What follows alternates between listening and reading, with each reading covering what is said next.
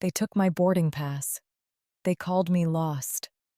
They took my seat and gave it to cash. They took my dignity in front of 100 strangers on the morning I was flying to bury my husband. I did not raise my voice. I did not argue. I stood very still, the way you stand when something enormous is coming down a runway toward you. I let her have her little stage. Then a man near the window dropped his coffee. He stood up. He saluted me. Then 11 more stood up behind him. Then the woman who had called me lost went the color of the tile floor. 3 hours earlier, none of that had happened yet. There was just a gate agent, a tablet. A hand flicked in my direction like I was a smell she wanted gone. The gate agent at 22 flicked her hand at me without looking up. "Ma'am, the chairs are over there, ticketed passengers only," loud enough for the whole concourse to hear. On the morning I was flying to Arlington to bury my husband, I did not answer her. I am 72 years old. I have learned something about people who flick their hands at you. They are usually the ones with the most to hide. I stepped to the side, the way you step off a flight line when something is taxiing through. I let her keep her stage. Her name tag said Tara. Underneath it, smaller, supervisor, maybe 34, a tight ponytail, a tablet held like a shield. She had a smile for the businessman in the gray suit ahead of me. She had a smile for the young mother wrestling a stroller through the line. She did not have one for me. For me, she had the hand. I had driven up before dawn from Bell Buckle, off Wartrace Road. 2 hours of dark two-lane, then the interstate. Walt's flight log rode on the passenger seat where he used to sit. 48 years of marriage ends, and you still leave a seat empty for him. You don't decide to. It just happens. The log is worn green. The cover's gone soft at the corners from his thumbs. Tucked in the back flap is a letter he wrote before he got too sick to hold a pen. I had not opened it. He told me, "Read it when you feel invisible, not one day sooner." I did not feel invisible yet. I felt tired, grieving. I had a 6:40 flight to catch, to bury him at Arlington by 2. I found the gateboard the way I found every gateboard for 50 years, like a mission board, top to bottom, numbers first. Flight 4471, Washington Reagan, boarding in 40 minutes, seats available, 0, 0. On a Tuesday morning flight that had shown half empty an hour earlier on my phone. 0, with 40 minutes to boarding. I have counted crews onto helicopters in the dark, with tracer fire lighting up a valley below us. I know how to count. 0 did not match what I'd seen at 4 that morning. I'd checked my seat 9 times already. Grief makes you check things 9 times. I did not say any of that to Tara. I stood in line behind the businessman and the young mother. I watched her work the podium. I watched something else too, something most people in that terminal were too tired to notice. Every few minutes, a name got called for standby. Every few minutes, a different traveler walked up, said something quiet, and walked away with a boarding pass. Cash does not make a sound in an airport, but it has a rhythm. If you've spent 30 years reading rhythms that aren't supposed to exist. I stepped up to the podium. I set my boarding pass down, careful, the way you set down something you don't want to break. "Ma'am," I said. "I have seat 2A, paid, confirmed. I'd like to board when the group is called." She did not look at the pass first. She looked at me first. At my cardigan, gray, 20 years old, soft in the elbows. At my flat shoes, sensible, the kind widows wear to funerals. At the small line of ribbons pinned above my left pocket. 7 colors in a neat row, the kind of thing that means nothing to a person who's never learned what they mean. "Ma'am, the chairs are over there, ticketed passengers only." I did not raise my voice. I have heard louder men in quieter wars. A tired supervisor at a gate podium was never going to break me. I picked my pass back up off the counter. I am a ticketed passenger, I said. Seat 2A. And I stepped to the side. Let me tell you something about myself first. It matters for what comes later, though I won't explain why yet. My name is Carol Jean Hartley. I flew for the Air Force for 26 years. Combat search and rescue. The kind of flying where you go in after the crash, not before it. Into the part of the mission everyone else has already given up on. After I retired, I spent 11 more years investigating why aircraft fail, reading data the way most people read a grocery list, patient, methodical, looking for the one line that doesn't match the others. My husband Walter did that work beside me, most of it, on the ground, a maintenance chief. He could listen to an engine and tell you what year it was born. I'm telling you this because of that morning. Standing at gate 22 with my pass back in my hand, I was doing exactly what I've always done. I was counting, watching the numbers, watching the cash, watching the way Tara's eyes slid past certain travelers and lingered too long on others. None of it added up. I have never once let a thing not add up just because it was easier to look away. I found a seat near the window, away from the crowd, and opened Walt's flight log. Not the letter, just the log itself. Pages of numbers and dates in his neat mechanic's hand. 48 years. He'd filled the last entry 3 days before he died, handwriting gone shaky. One line, Carol flies home safe. That was Walt. Worried about my landing on the day he knew he wouldn't see another sunrise. A man sat 2 rows over, alone, a duffel at his feet. Civilian clothes, but he sat the way pilots sit, spine straight, eyes sweeping the room slow like he was still on approach. I noticed him the way you notice another swimmer in a pool full of people who've never been in open water. He noticed me too. Just a glance, a small nod, the kind one professional gives another without needing a reason. I did not know his name yet. I'd learn it soon enough. I'd learn what it meant that he was on this flight, deadheading home after a training rotation, still carrying every call sign he'd ever flown beside. For now, he was just a quiet man with a duffel and good posture. I went back to watching the podium, boarding in 35 minutes. My seat, paid and confirmed, had somehow become a number that didn't add up either. Tara called first-class boarding. The businessman went first. Then 2 more names I didn't recognize. Standby names. Cash names, though I couldn't have proven that yet. I only felt it, the way you feel weather changing before the sky admits it. Then she called, Seat 2A. I stood, gathered Walt's log, gathered my carry-on, walked to the podium. Tara scanned a boarding pass on her tablet before I'd even handed mine over. The gate reader beeped green. She glanced at the screen, glanced at me. Something in her face went very still. The way a face goes still doing quick math, it doesn't want anyone watching. Ma'am, I'm showing 2A is already boarded. I did not move. I have not boarded anything, and I am holding the paper that says otherwise. System says the seat's occupied, she said. Faster now, a little louder.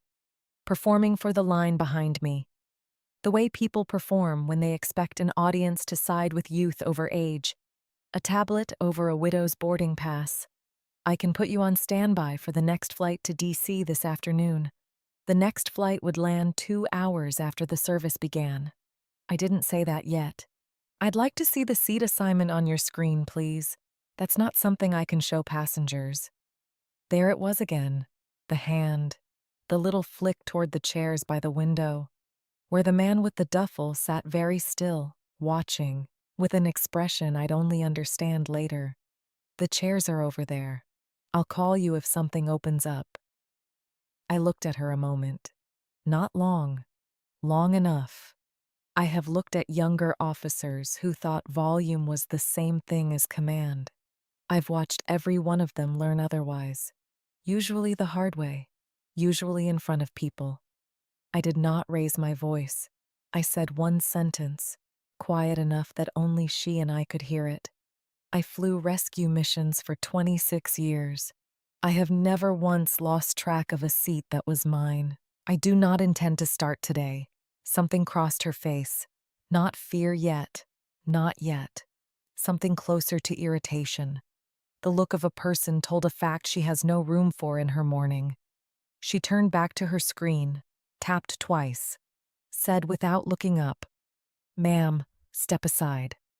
Real passengers are boarding." Behind me, the duffel bag shifted. A chair creaked as a man leaned forward, elbows on his knees, watching now with the stillness of someone doing his own kind of counting. I did not turn around. I stepped to the side, the way I always step to the side. I opened Walt's flight log again, found the page from 1991, the year everything that mattered in my life had its root.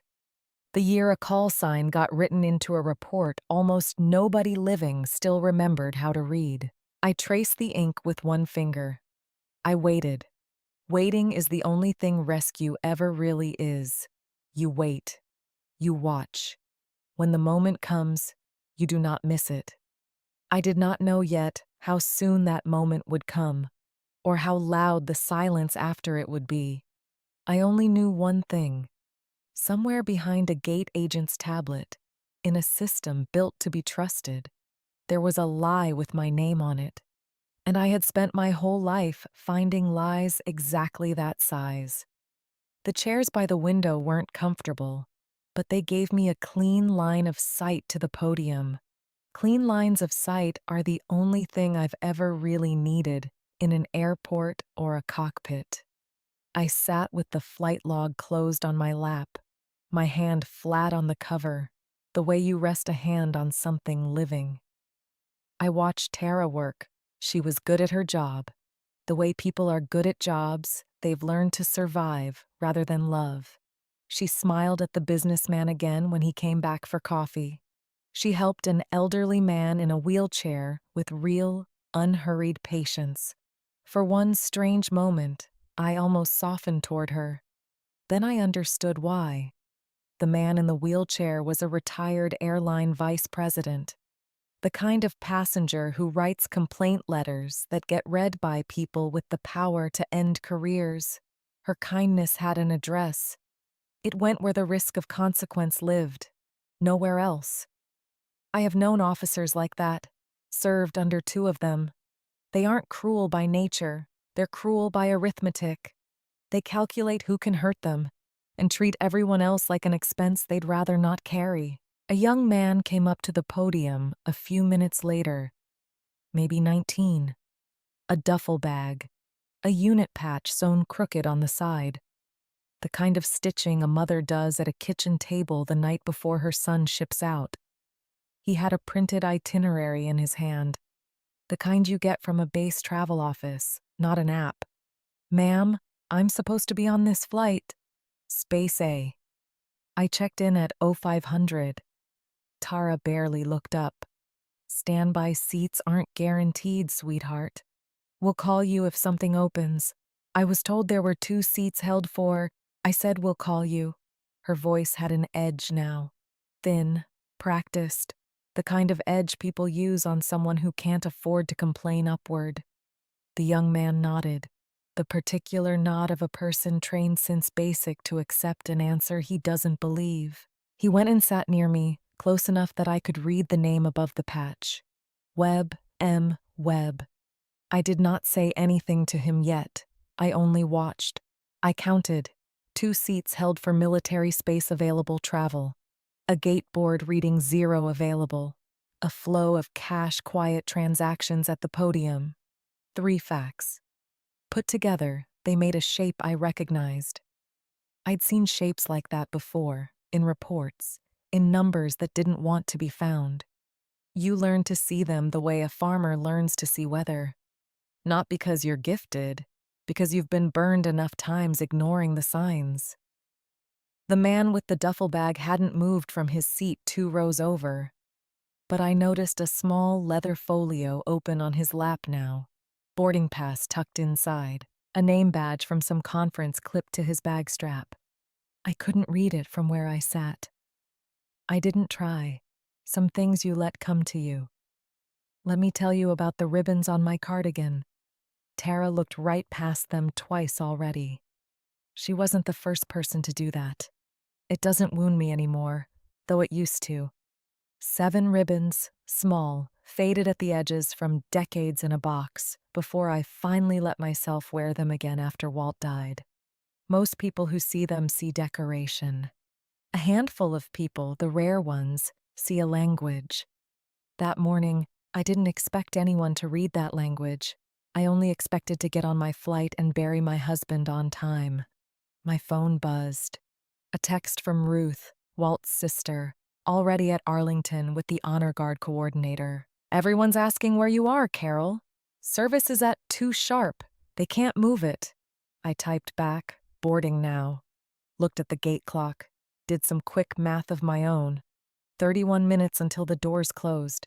31 minutes to solve a puzzle I hadn't asked to be handed. I stood and walked back to the podium. Not angry. Never angry. Just deliberate. The way you walk toward a helicopter you've already decided you're getting into. Ma'am, I said again to Tara, I'd like the name of your duty manager, please. Her jaw tightened just slightly, a small tell she probably didn't know she had. That's not necessary. I already told you I'll call you if something opens. It is necessary, I said. I paid for seat 2A in March. I have a confirmation number. I intend to be on this aircraft. If there's a system error, someone above you can correct it. If there isn't a system error, someone above you needs to know what I'm watching happen at this podium. I said it quietly. I've found over 50 years of dealing with people who mistake volume for authority that quiet works better. Quiet makes them lean in to hear you. Leaning in is its own kind of surrender. Tara's eyes flicked just for a second toward a door behind the podium marked Employees Only. I understood in that half second that somewhere back there was a person whose name she did not want me to have. Duty manager's not available right now, she said. He's handling another gate. Then I'll wait for him here, I said, at this podium, where you can see me, where everyone in this line can see me too. I did not raise my voice for that sentence either. I didn't need to. There's a kind of stillness that says more than volume ever could. The kind you learn hovering a helicopter 3 feet off unstable ground, while someone below decides whether to trust the litter you're lowering. I had that stillness that morning. Tara, for the first time, looked genuinely unsettled by it. She turned back to her screen. I watched her scroll, watched her thumb hover over something, watched her glance twice more at Webb, still sitting quietly near me, his itinerary folded in his hands like a hymnal. I thought, not for the first time in my life, about who gets erased in systems like this. It's almost never the loudest complainer. They're the ones trained their whole lives to wait patiently, politely, without making a scene. Old women, young soldiers, the people institutions count on staying quiet. I have never once in my life stayed quiet when quiet meant letting a lie stand. I've simply learned over 26 years of service that quiet and passive are not the same word. The man with the duffel bag finally spoke. Not to me. Into a phone held low against his leg, voice pitched for privacy, close enough that a few words carried. Loads off again, same gate, same pattern as Denver. Then he caught me listening. Instead of looking away, he held my gaze a half-second longer than a stranger normally would. He gave me the smallest nod, the kind that says, I see what you see. I did not know his name yet. I didn't know what Denver meant or what pattern he was tracking. I didn't know that within the hour, his phone call and my standing at this podium would collide. That collision would change the rest of that morning. I only knew the gateboard still read 0. Tara still hadn't called her duty manager. A 19-year-old with a crooked patch was still waiting patiently for a seat quietly taken from him. And somewhere in the flight log on my lap, under a date in 1991, there was a story. It had waited 30 years for a room that needed to hear it. I closed my hand a little tighter over the cover. I kept counting. 26 minutes to boarding. I watched a young couple get called for an upgrade they hadn't asked for. Watched them trade a look of pure confusion before walking to the jet bridge. Watched Tara's tablet buzz twice in her apron pocket, a personal phone, not the gate device. Watched her step half behind the podium to glance at it, then tuck it away fast. A woman doesn't hide a personal phone from a terminal full of strangers for no reason. Whatever was on that screen belonged to a life she was keeping separate from the one standing in front of her. I am not a woman who assumes the worst of people for sport. I spent a career learning that most failures aren't malice. They're pressure applied in the wrong place for too long. But I've also learned this. Pressure applied wrong for too long eventually breaks something. When it breaks, it's never the person applying it who gets hurt first. It's whoever happens to be standing closest. That morning, closest meant me. It also meant a 19-year-old named Webb. Neither of us had done a thing to deserve it, beyond showing up quietly and trusting a system that was supposed to already be fair. A man in a wrinkled blazer came hurrying up the concourse, badge on a lanyard, radio clipped to his belt. The walk of someone paged 3 times in 10 minutes and resenting every one of them. Tara straightened when she saw him. The way people straighten for a supervisor they need something from, and fear at the same time. "Greg," she said, before he'd even reached the podium, "this is nothing, just a seating mix-up. I've got it handled." "Greg Doyle," the badge said, looked past her at me, at the flight log in my lap, at the line of confused passengers still waiting to board. "Ma'am, I'm the duty manager here. What's the trouble?" I stood, unhurried, and handed him my boarding pass. Seat 2A, paid in March. Confirmed. Your gate agent has told me twice it's already occupied, that I should wait in these chairs for something to open up. I'd like you to look at the manifest and tell me what actually happened to it. Doyle turned the pass over once, scanned the barcode with a handheld reader clipped to his own belt. His eyebrows went up, and that told me everything before he said a word. "This shows confirmed. Paid. No record of a change request from you." He looked at Tara. "Why does the gate system show 2A as boarded?" "I don't know," Tara said too fast. The words tumbled over each other, the way words do when a person's practiced a lie for other situations. Not this one. The system's been glitchy all morning. Corporates had issues with the new software. "There's no new software," Doyle said. "We haven't had an update since March." He looked back at his handheld, thumb scrolling. I watched his face change. The way a face changes when a person who's done a job a long time sees something they weren't looking for and can't unsee. He didn't say anything else right away. He glanced at Tara, glanced at the podium screen, said, quiet enough I almost didn't hear it, "Give me a minute." He stepped behind the podium. Tara's eyes followed him, not quite panic yet, close enough to it that her hands had gone still on the tablet. The way hands go still when a person realizes moving them might give something away. I sat back down. Webb, the young man with the crooked patch, leaned toward me slightly. "Ma'am, is your seat messed up too?" "It looks that way," I said. "They took mine off the standby list twice already," he said, quiet, almost embarrassed. The way young soldiers get embarrassed about needing help. "I'm supposed to report to bowling by 1600. If I don't make this flight, I don't know how I get there in time." "What's your rate?" I asked him. It's the first question you ask a young service member. It tells them you see them as more than a duffel bag in a chair. "Airman first class," he said. "Logistics. Heading to a new assignment." Then hold on to that itinerary, I told him. Don't let anybody talk you out of the seat that was held for you. Not today. Not ever. Understand me?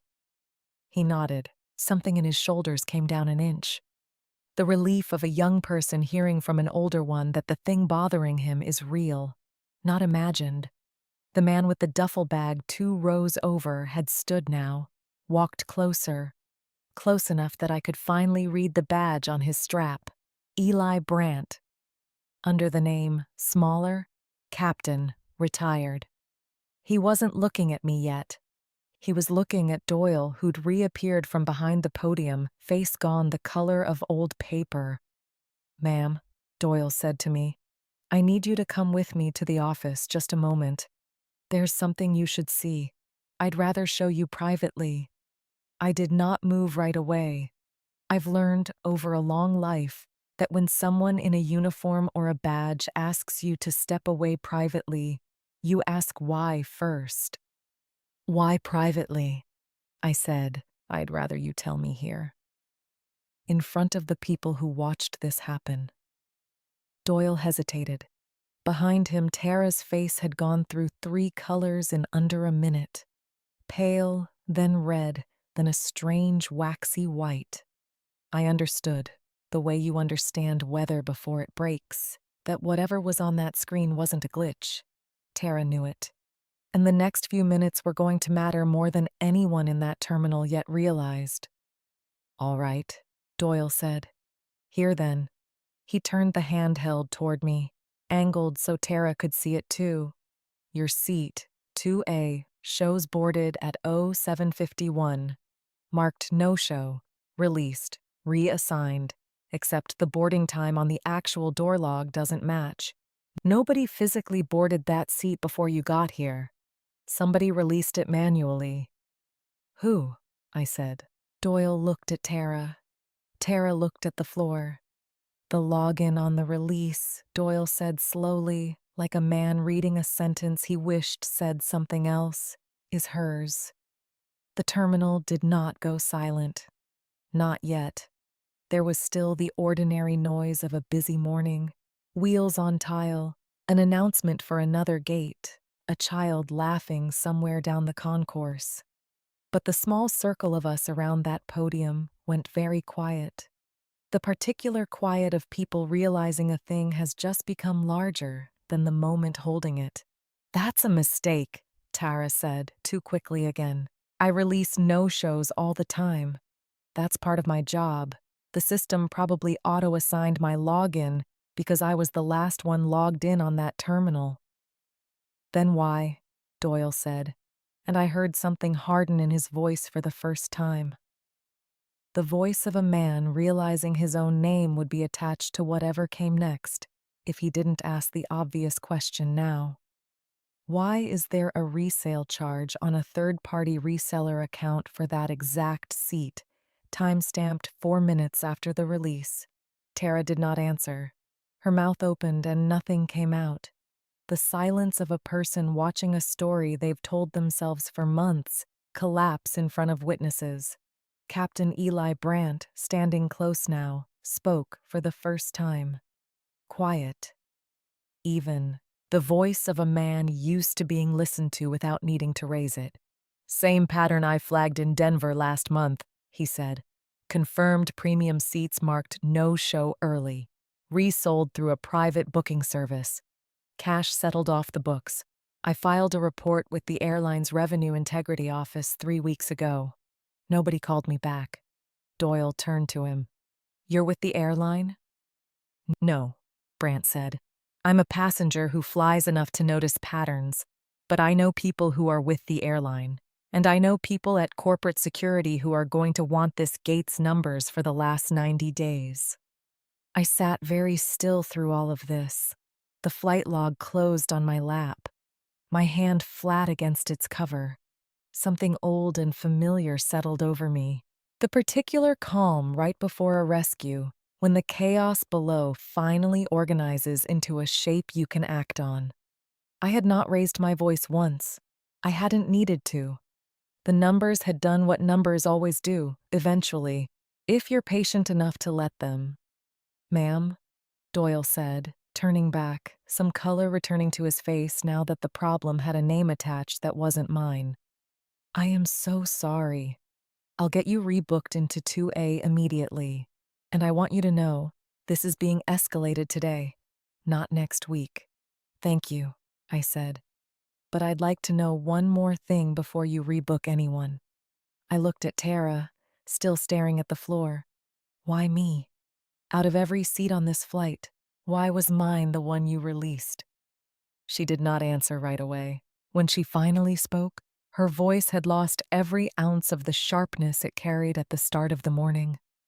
What was left underneath sounded very young, very frightened. You looked like you wouldn't fight it, she said. You looked like you'd just take the standby seat and not make a scene. I let that sit in the air a moment. Some sentences deserve to be heard fully before anyone answers them. You were half right, I said. I was never going to make a scene. I was always going to count. Doyle cleared his throat. The sound of a man remembering he was still, technically, in charge of the gate, even if the ground under his authority had just shifted. Tara, step into the office. We need to pull the full log before anyone says another word. Wait, Tara said. Something changed in her voice again. Not fear now. Calculation. The sound of a person doing fast math on how much of this she could still contain. This is one seat, one glitch. You want to shut down my whole shift over one confused old woman who probably read her own confirmation number wrong. The word landed in the little circle around the podium like a dropped tray in a quiet restaurant. Loud, out of proportion to its size. Doyle winced. Brant's jaw tightened, the same tell I'd watched cross Tara's own face minutes earlier. Webb, beside me, went very still, the stillness of a young man realizing an adult he respects is being insulted, and not knowing yet if it's his place to say something. I did not raise my voice. I have never once in my life needed volume to make a point land. I did not read anything wrong, I said. I read the board correctly at 4 this morning. I read it correctly again at this podium. I have read boards longer than you've been alive, young lady. The only confusion in this conversation is yours, about what you thought you could get away with. Doyle did not wait for her answer. He took the handheld back, tucked it under his arm. We are not doing this at the gate, he said, in the voice of a man drawing a line he intended to hold. Ma'am, Captain Brant, give me just a few minutes. I need to pull the last 90 days before this goes any further. I need to do it properly, not out here. I have a flight to catch, I said. A service at Arlington at 2 o'clock. I understand, Doyle said. I'll get you on this aircraft. C2A, if I have to walk you down the jet bridge myself. But what just surfaced here is bigger than your seat. I owe it to every passenger this gate has processed to do this right, instead of fast. He turned to Tara. Give me your badge, not as punishment, as a hold until the audit team can look at the last 90 days clean. Tara's hand went to the lanyard at her collar, hesitated, then unclipped it, slow. The particular slowness of someone watching a version of their life end in real time, trying to make the ending last a few seconds longer. She set the badge on the podium without a word. Boarding resumed around us in fits and starts. A substitute agent, called up from another gate, kept the line moving, apologetic, overwhelmed, told only half of what had happened. I was walked to seat 2A 12 minutes later, confirmation restored, Doyle personally escorting me down the jet bridge like he'd promised. Webb sat 3 rows behind me, on a seat that opened the moment the manifest was corrected. Brant sat across the aisle, in the row he'd quietly held for himself the whole time, without raising his voice either. I did not think, as the aircraft pushed back from the gate, that the morning was finished. I've spent enough years around institutions to know a single caught lie rarely stays single.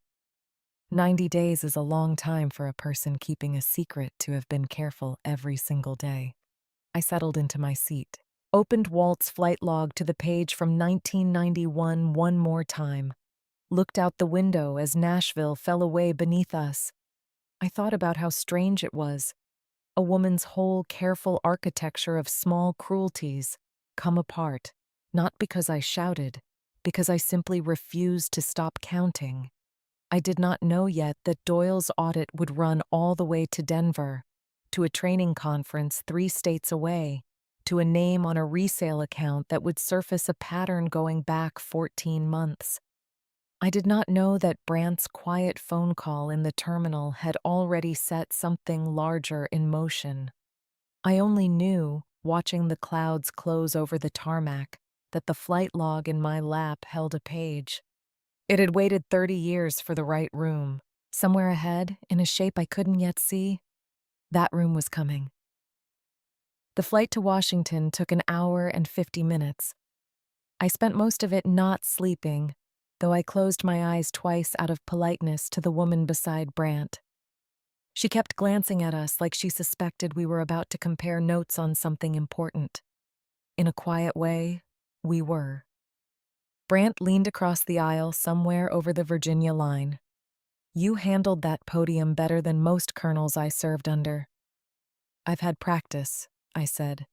"Being underestimated is its own kind of training." He smiled at that. Small, controlled. The smile of a man who doesn't smile often but means it fully when he does. "Eli Brant," he said. "Retired Navy. I flew helicopters out of places you'd recognize even if I can't say the names out loud on an airplane." "Carol Hartley," I said. "Air Force. Rescue, mostly.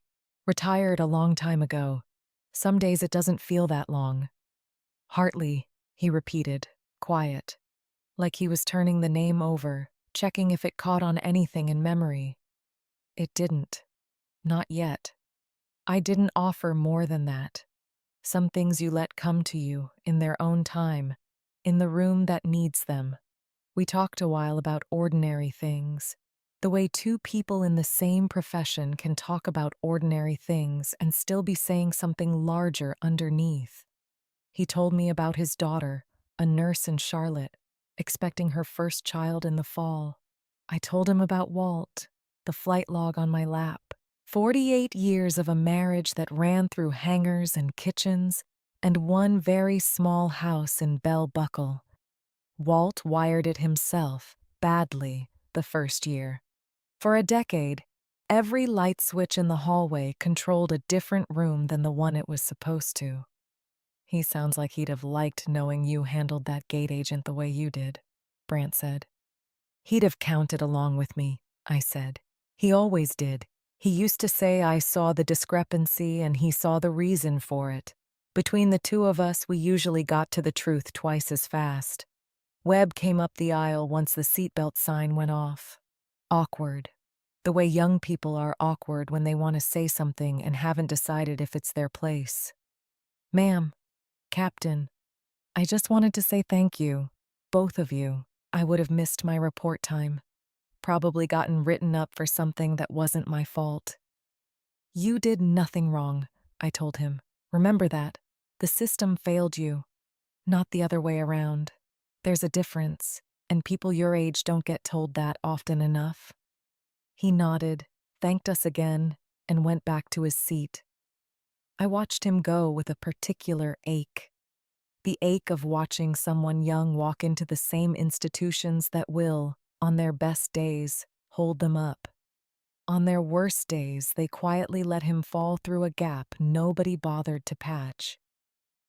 I opened the flight log again somewhere over the Potomac. Not the sealed letter. Not yet. Just the page from March when Walt had bought the ticket, sat at the kitchen table with his laptop, readers pushed up on his forehead. 2A. "Window," he'd said out loud, to no one. She likes the window. He knew, even sick, even tired, exactly which seat I'd want.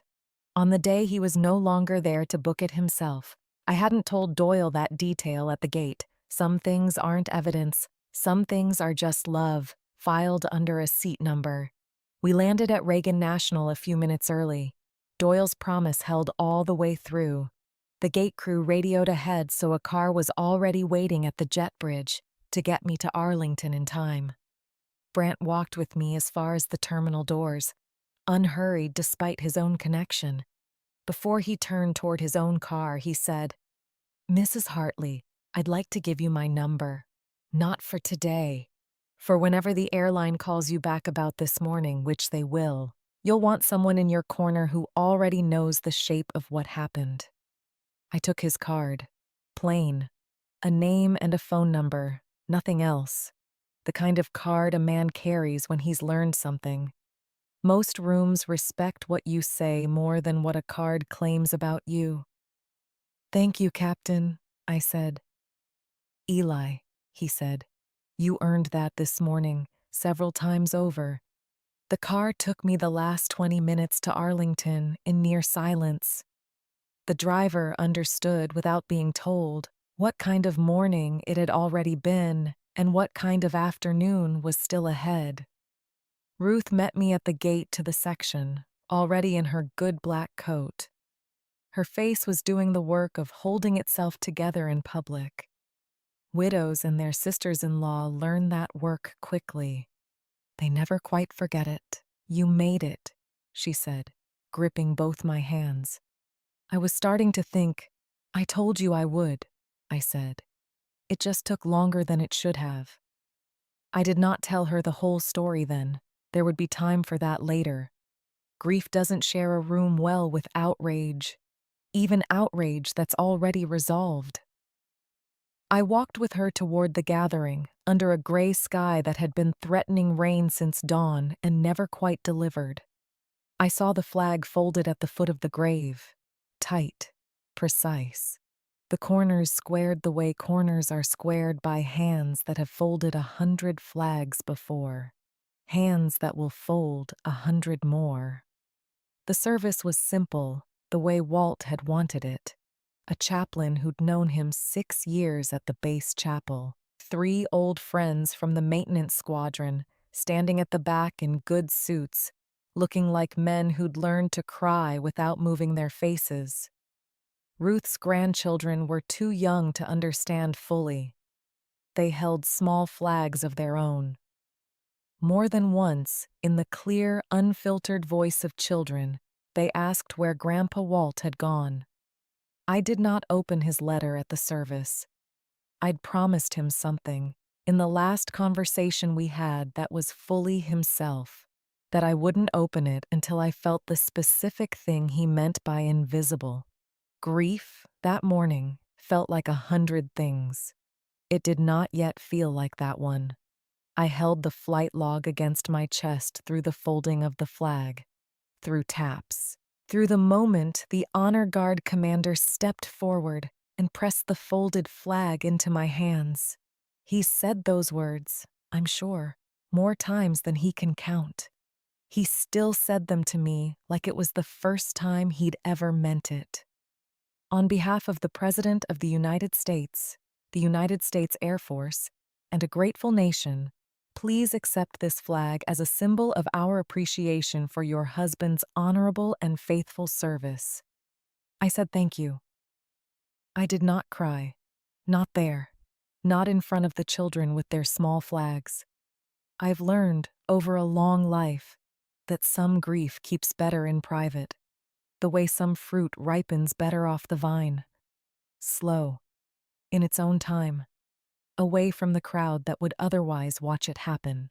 It was on the drive back to Ruth's house that evening that my phone rang. I was exhausted in the particular way that comes from carrying 2 enormous mornings inside one body, a number I didn't recognize. Area code Nashville. I almost let it go to voicemail. I'm glad now that I didn't. "Mrs. Hartley, this is Greg Doyle from the airport this morning. I wanted to call you myself rather than let corporate send a form letter." He paused. Underneath the professional evenness of his voice, something that sounded almost like relief. "We pulled the last 90 days. It's worse than one gate agent having a bad morning. It goes back 14 months. multiple cities. We think Denver, Charlotte, and here. How many passengers? I asked. We're still counting, he said, but it's not small. And ma'am, I want you to know, your seat this morning wasn't the first time your name came up in that system. There's a note from March, a request to flag your reservation for possible upgrade resale. Your fare class runs a high resale margin on that route. I sat with that a moment, the particular stillness that comes when a fact rearranges something you thought you already understood. So it wasn't only that I looked like I wouldn't fight, I said. It was that my ticket was worth something to someone before I ever set foot in that terminal. That's what it looks like, Doyle said. I'm sorry. I should have caught it faster. My job is to catch things faster. You caught it today, I said. That's more than most people manage, in most jobs, on most days. Thank you for calling me yourself instead of hiding behind a form letter. He was quiet a second. There's one more thing, he said. Captain Brandt called our corporate security line an hour ago. He'd already flagged the same pattern from Denver 3 weeks back and got ignored. He wanted them to know it wasn't isolated, and he wanted them to know your name specifically.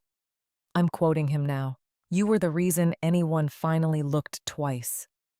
I looked out the car window at the last of the Virginia light going gray over the trees. I thought about Walt's handwriting in the log. Carol flies home safe.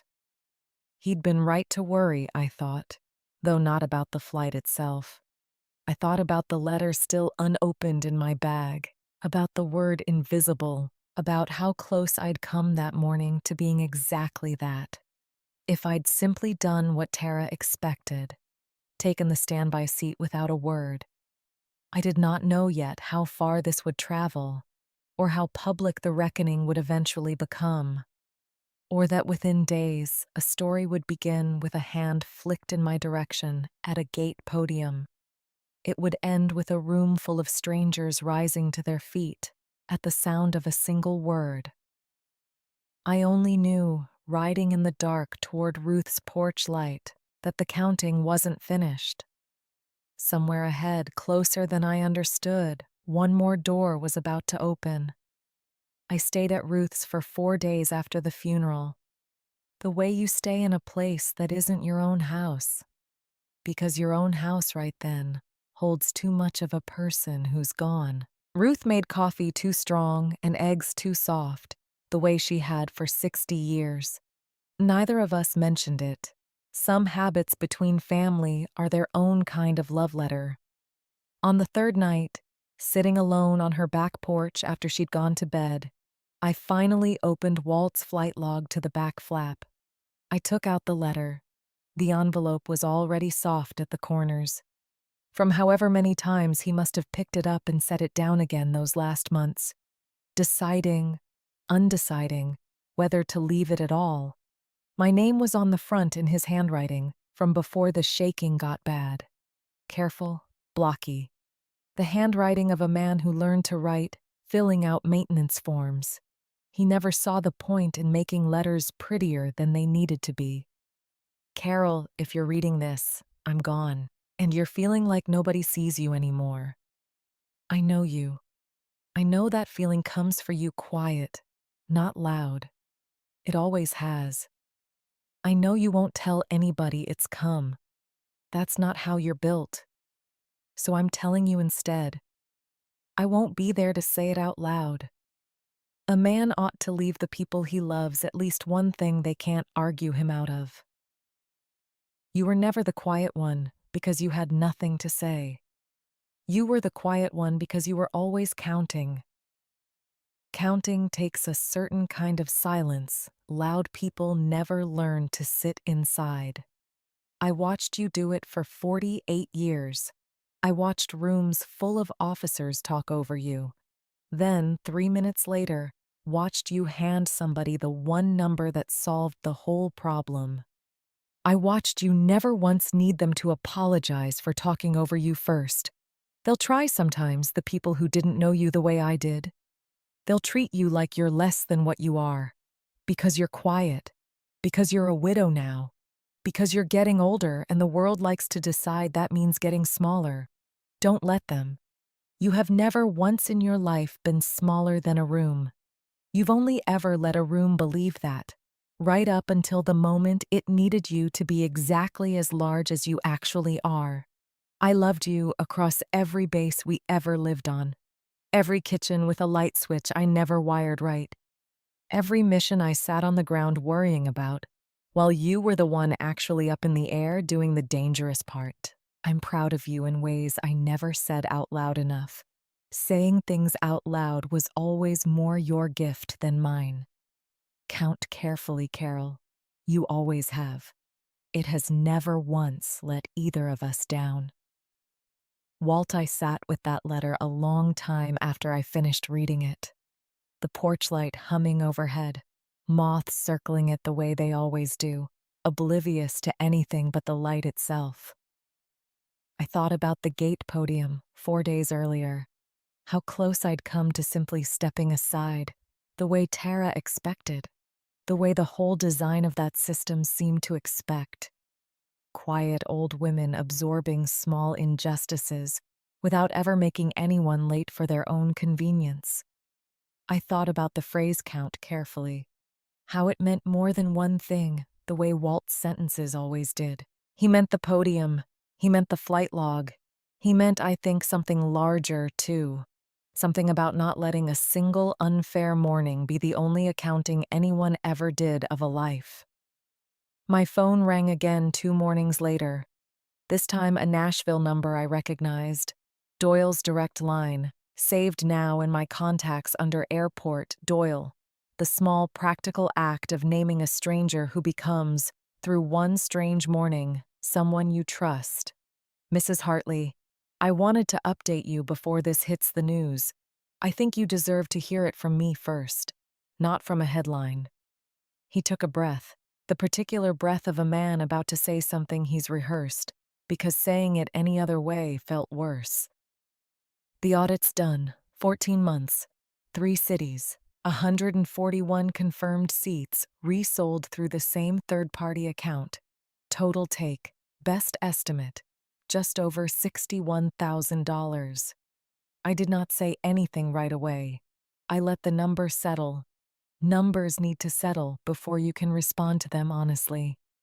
$61,000, I finally said, for seats that already belonged to people who'd paid for them once.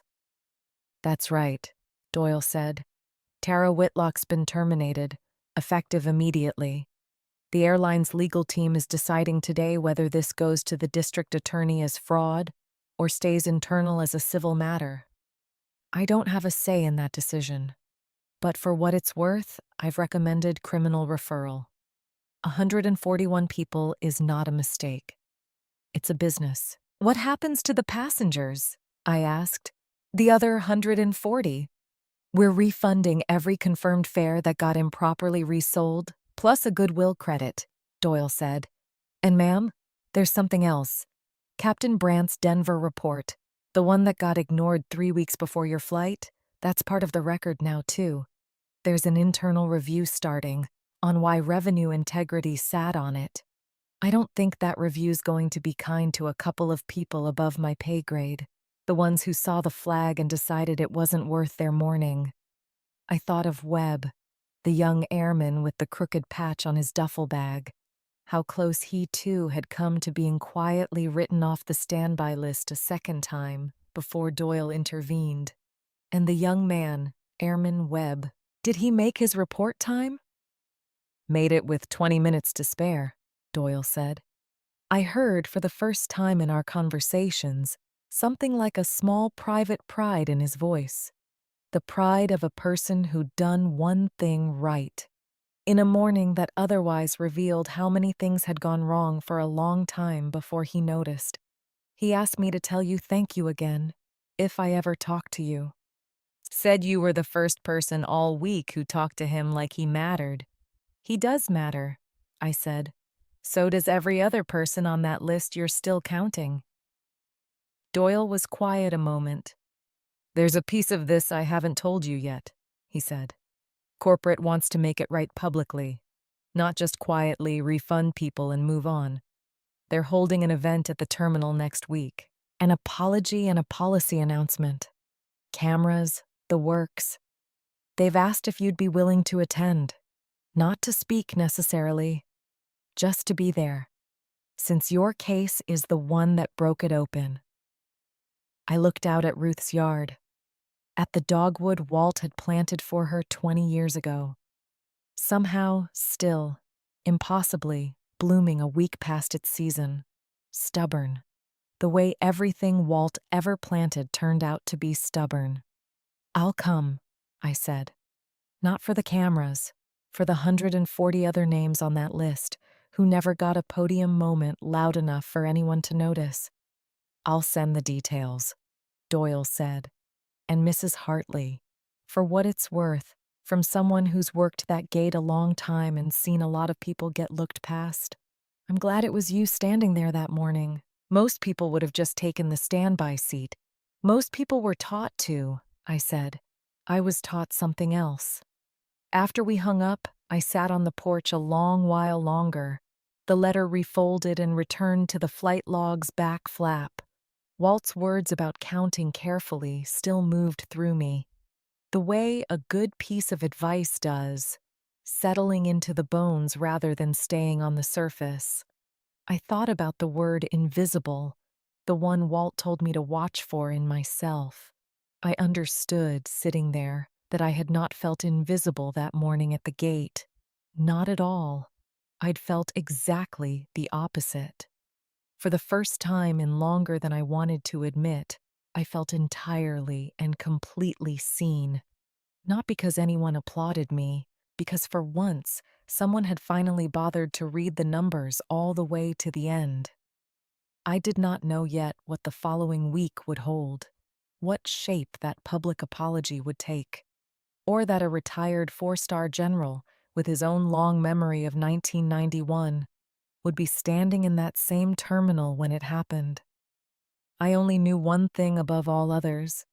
I had always counted carefully. It had never once let me down. I called my old squadron mate the morning after Doyle's call about the audit. Colonel Rita Alvarez, retired now, living outside San Antonio. I needed to hear a voice that remembered the shape of my life before Walt, before Bell Buckle, before any of this. Rita and I had flown together 6 years, out of 2 different bases. She was one of maybe 4 people left alive who'd ever heard me say the words Jolly 22 out loud, without flinching at the classification stamp that used to sit over them. $61,000, Rita repeated, when I told her the figure Doyle had given me, for seats that already belonged to people. "Carol, that's not a mistake. That's a business plan." "That's what Doyle said too," I told her, almost word for word. "And they're bringing you back for a public apology." Rita made a sound that wasn't quite a laugh.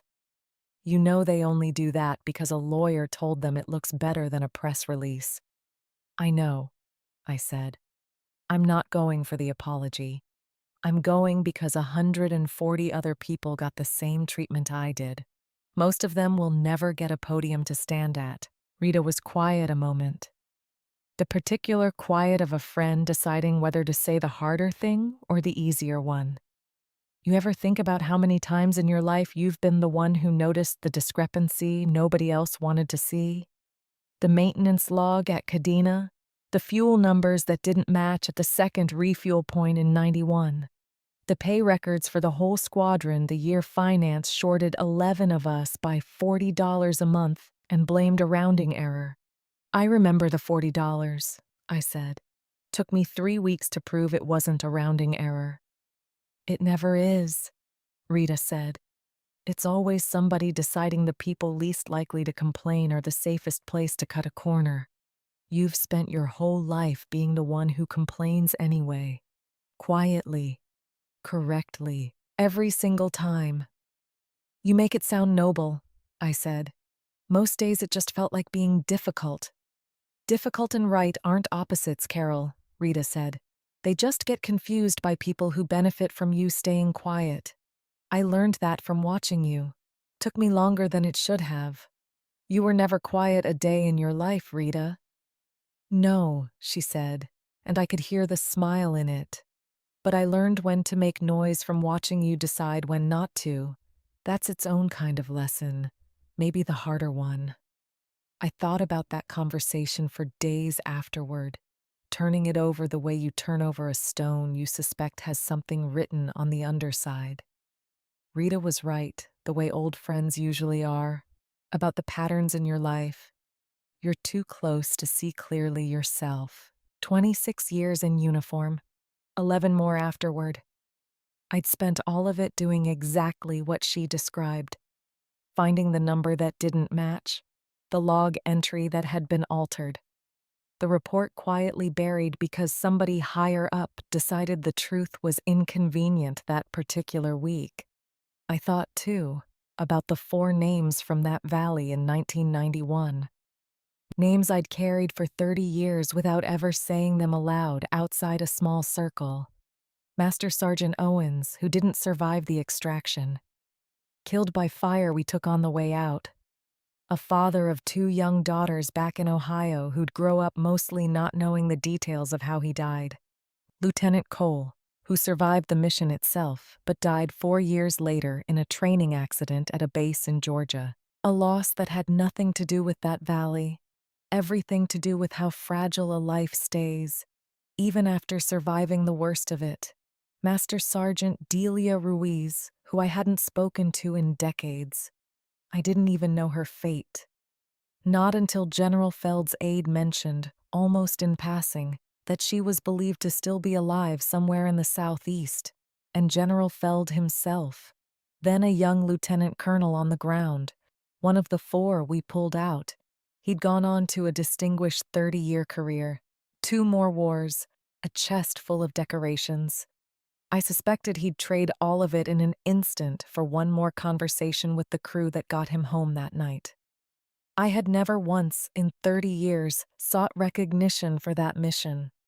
It wasn't modesty, exactly. It was simply the nature of the work.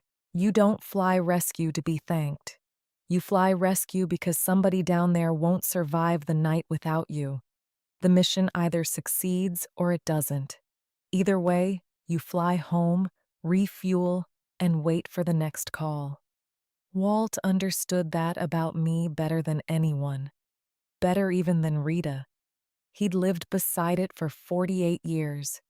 He'd watched me come home from missions I would never describe to him in detail.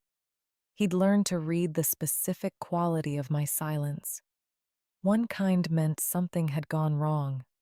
A different kind meant something had gone right, but cost more than it should have.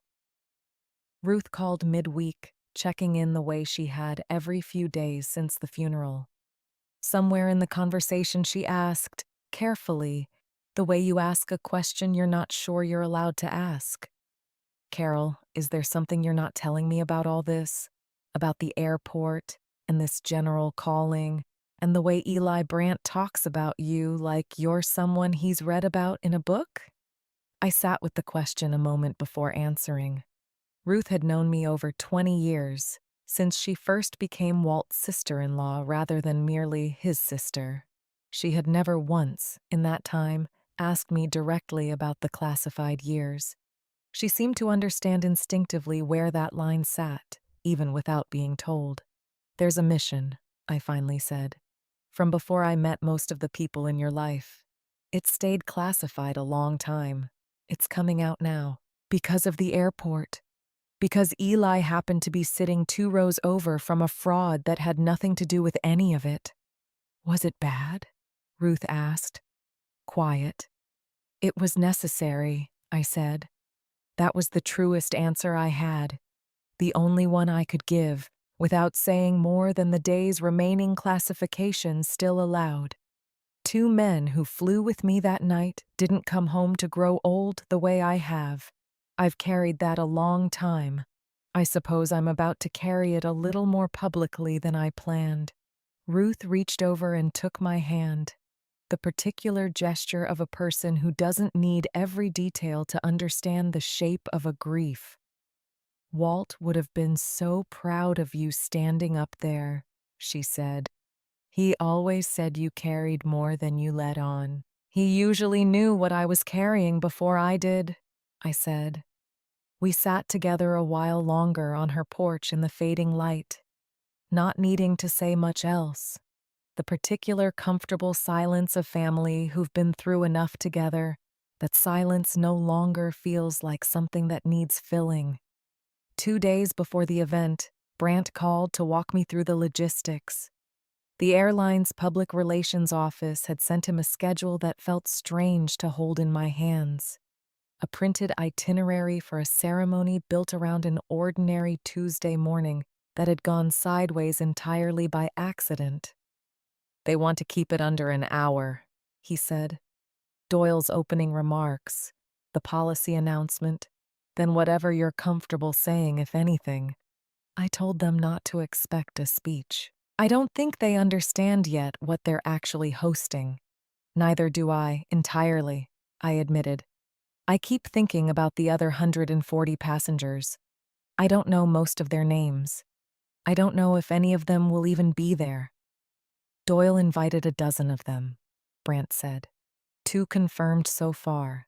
A retired school teacher from Charlotte who lost a seat to her granddaughter's graduation. A young father from Denver who missed his daughter's birth by 6 hours. His confirmed seat got resold out from under him at the gate. The exact same pattern 14 months ago that started this whole thing before anyone connected it to you. I sat with that fact a long moment. The particular weight of learning your own mourning wasn't the first, only the one that finally got noticed. 6 hours, I repeated, for a birth. He missed it, Brant said.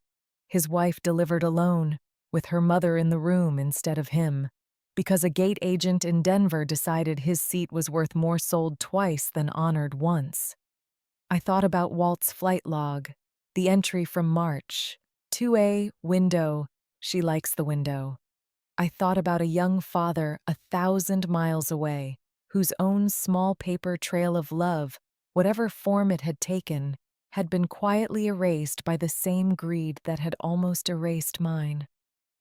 I want to meet him, I said. If he's willing. I'll ask, Brant said. For what it's worth, Mrs. Hartley, I think you're the reason any of these people are getting an apology at all. Doyle told me privately that corporate wanted to handle the whole thing quietly, refunds processed without publicity, until General Feld's aide called their legal department directly, made it clear a very senior retired officer intended to discuss the matter publicly, whether they scheduled an event or not. He didn't need to threaten anyone, I said. I wouldn't have wanted that. He didn't threaten, Brant said. He informed. There's a difference. Men like Feld have spent whole careers learning exactly where that line sits. I met the young father, Daniel Marsh, briefly before the event began. In the terminal's small side room, where Doyle had gathered the dozen invited passengers for a short briefing. He was younger than I'd pictured, maybe 28. Holding a phone with a photo of his daughter as his lock screen, a girl perhaps 14 months old now, the exact length of time since the pattern had first surfaced in Denver and gone unaddressed. Mrs. Hartley, he said, shaking my hand carefully. The way young men shake the hands of women they've decided, correctly, deserve more formality than a casual grip. I heard what happened to you. I'm glad it was loud enough this time that somebody finally listened. I'm sorry about your daughter's birth, I said. That's a mourning you don't get back. His eyes went bright for a moment. He blinked it back, the way men his age are still taught to blink things back in public. My wife says the same thing. Every time. I try not to let it eat at me, but some mornings it does anyway. He paused. For what it's worth, ma'am, knowing somebody finally caught it, knowing it wasn't just us, that helps more than the refund did. It should be both, I said. The refund and the accountability. You deserve the whole accounting, not half of it. He nodded, quiet. I understood, watching him, that the event about to unfold in that terminal was never going to be only about me. No matter how General Feld's salute would eventually make it look to the cameras, it was about a birth attended by only a grandmother instead of a father. 139 other stories that would never get a four-star general to stand at attention on their behalf. I resolved, sitting in that small side room, that whatever I said at the podium would carry their names in spirit, even if I couldn't carry them by number. We walked together toward the main terminal floor a few minutes later. Doyle was already testing the small podium's microphone. The folding chairs sat in their careful rows. Cameras adjusted their angles. None of us yet fully understood it, but 30 years of a debt General Feld had carried, since a valley none of us could properly name, was about to come due. In public, in front of strangers, in the last place any of us would have expected it. I drove back to Bell Buckle 2 days later, alone, in the same car that had carried me to the airport a week earlier.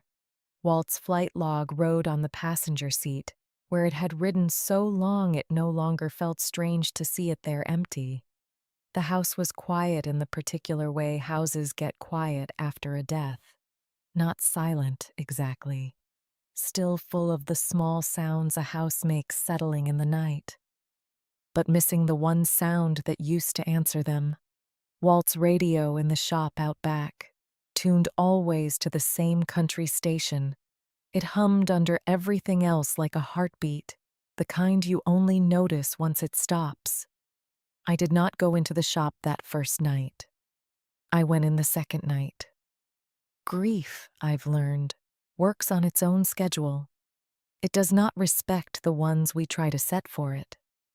The shop still smelled like him, motor oil and pipe tobacco, the particular dust of a place where a man spent 40 years taking engines apart to understand why they failed. On the workbench, under a coffee can full of loose bolts, I found a second envelope, unlabeled, tucked flat where only someone who knew to look under that specific can would ever find it. Inside was not a letter. It was a folded newspaper clipping, brittle at the creases, dated October of 1991. A small regional piece about a rescue crew that had pulled a downed helicopter crew out of a valley under fire. No names printed. The Air Force still kept details classified at the time. Just a grainy photograph of 3 aircraft on a tarmac somewhere overseas. A caption that read, simply, "Jolly Green Crews return from classified rescue operation." Walt had underlined one line in pencil, so faint I had to hold it to the shop light to read it. Crew call sign Jolly 22, credited with saving command element personnel under sustained hostile fire. I had flown that mission. I had never told anyone outside a very short list of people what that call sign meant, or what that day had cost the 4 of us in that aircraft, 2 of whom did not live to hear it declassified years later. Walt had kept the clipping over 30 years, in a coffee can under a workbench, in a shop he built with his own hands, the same way he kept everything that mattered to him, quietly, without display, ready for the day it might be needed.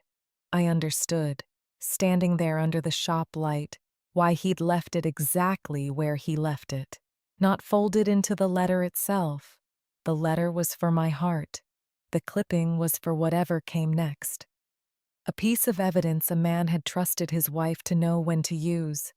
The way you trust someone with a key to a door you're not sure will ever need opening, but want opened easily when it does.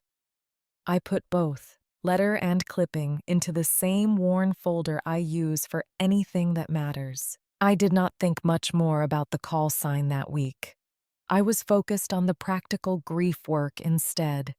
Closing accounts, calling insurance companies, signing forms that ask a widow to reduce 48 years into a series of checked boxes.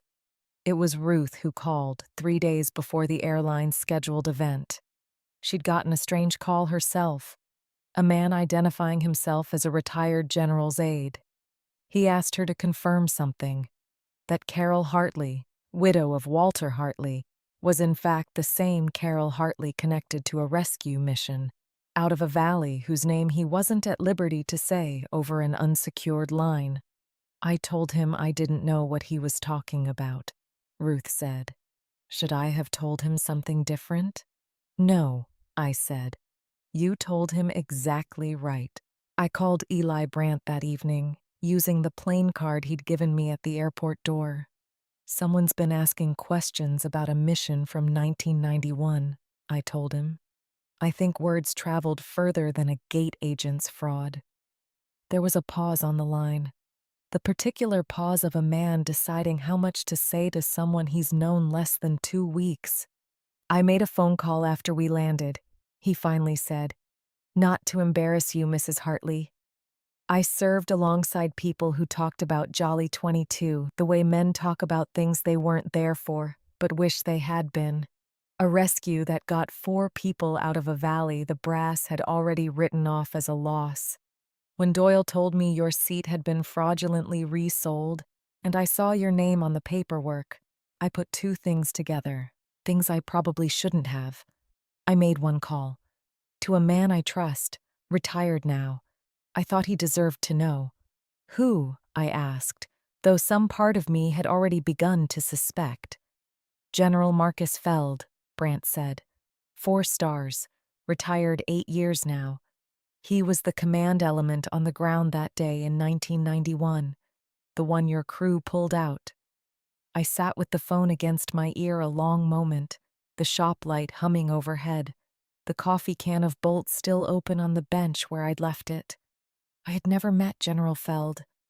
I had flown a crew in the dark into a place we were told not to think too hard about afterward. I'd pulled out men whose faces I never fully saw. I'd gone home. I never once expected any of them to come looking for the pilot who put the aircraft down close enough to reach them. He wants to attend the airline's event, Brandt said. He asked me to ask you if that would be all right. He said, and these are his words, that a debt 30 years overdue doesn't stop being a debt just because nobody sent the invoice. I thought of Walt's letter. Count carefully. I thought of the clipping under the coffee can. 30 years kept safe by a man who understood exactly what he was safeguarding, even when he chose never to ask me the details. Tell him he's welcome, I said. Tell him I'll be there. The days leading up to the event moved the way days move when something large is coming, and you can't quite name the shape of it yet.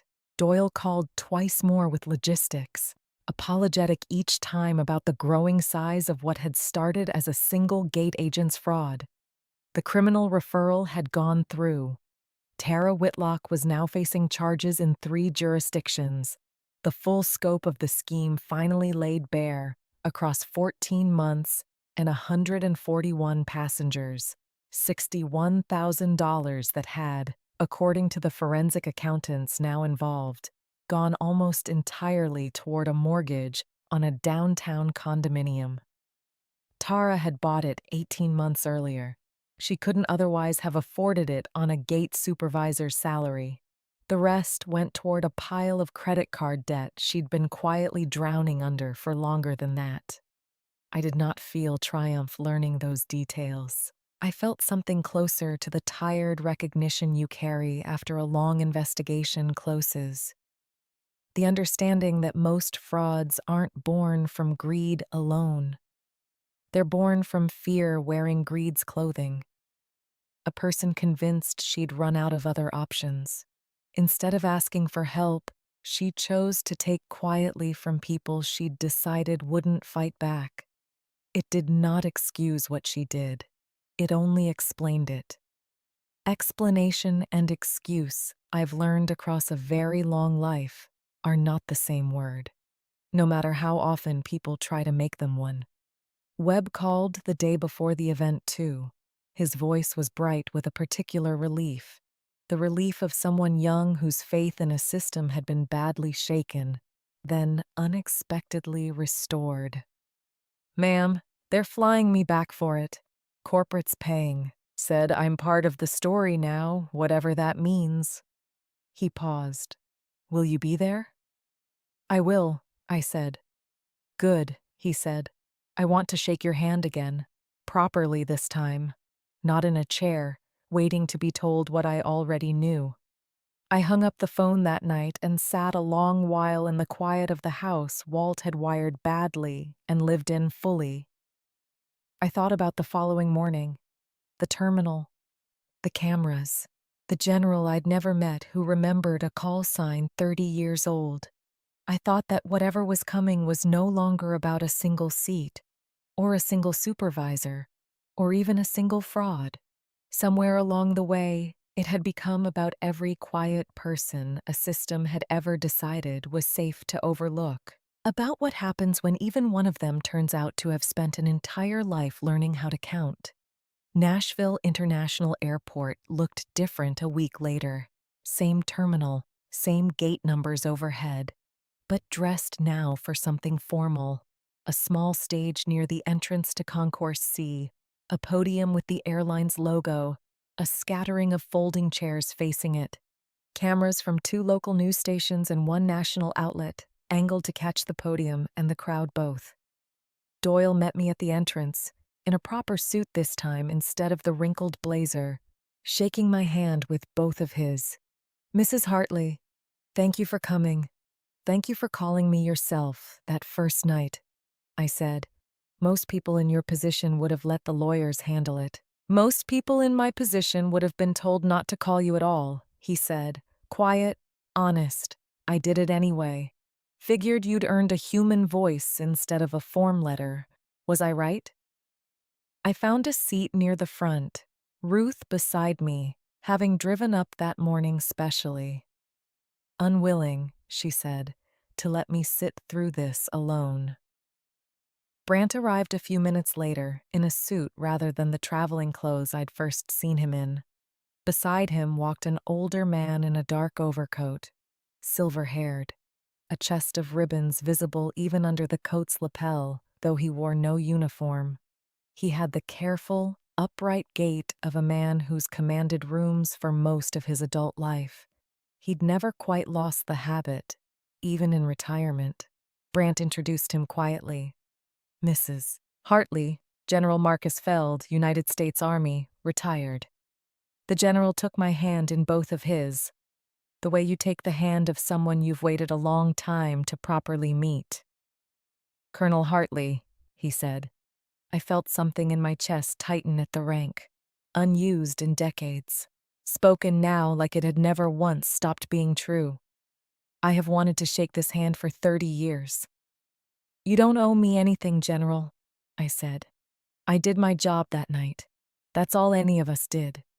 "Your job," he said, "was flying an aircraft into a valley 3 separate assessments had already called unrecoverable. At night, under fire. To pull out 4 men the command had privately begun drafting letters home about. I was one of those men. I have never, in 30 years, found a way to properly thank the crew of Jolly 22. The mission stayed classified long enough that by the time it wasn't, I'd lost track of every name on that manifest except the call sign itself. Captain Brant found you for me. I intend to make good use of that. Webb arrived a few minutes before the event began, in a pressed uniform this time instead of civilian clothes, standing a little straighter than the nervous young man I'd met at the gate a week earlier. He shook my hand properly, the way he'd promised. "Ma'am," he said, quiet. "I told my mom about you. She said people like you don't get thanked enough. I told her I was going to try to fix that today if I got the chance." Doyle stepped up to the small podium a few minutes later. The crowd settled. Cameras rolled. He delivered the corporate apology in the flat, careful language such apologies always use. He acknowledged the fraud, the 141 affected passengers, the policy changes already underway, the criminal referral, now in the hands of prosecutors in 3 states. It was, I thought, watching him, a good and honest apology. More than most companies manage, though it still couldn't undo what had already happened to 140 other travelers whose names would never make a headline. I saw her near the back of the small crowd, off to one side, not seated, standing the way a person stands when they're not sure they're welcome to sit. Tara Whitlock, out of uniform now, in plain clothes. A court date somewhere on her calendar that none of us needed to say out loud. Doyle had told me she'd asked to attend, quietly through her attorney. Not to speak, just to hear it. I did not know, watching her, whether that was penance or simple curiosity about the size of what she'd started. I did not ask. Some accounting a person has to do alone. Then Doyle did something I hadn't expected. He gestured toward the row where I sat, said, into the microphone, "I'd like to invite the passenger whose case brought this entire pattern to light to say a few words, if she's willing. Mrs. Carol Hartley." I had told him, on the phone, that I was coming for the other 140 names. Not for a microphone, but I stood anyway.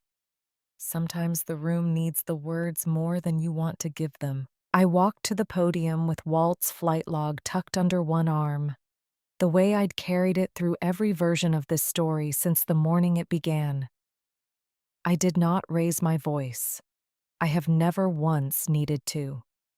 "A week ago," I said, "a gate agent at this airport told me the chairs were over there, that ticketed passengers were boarding.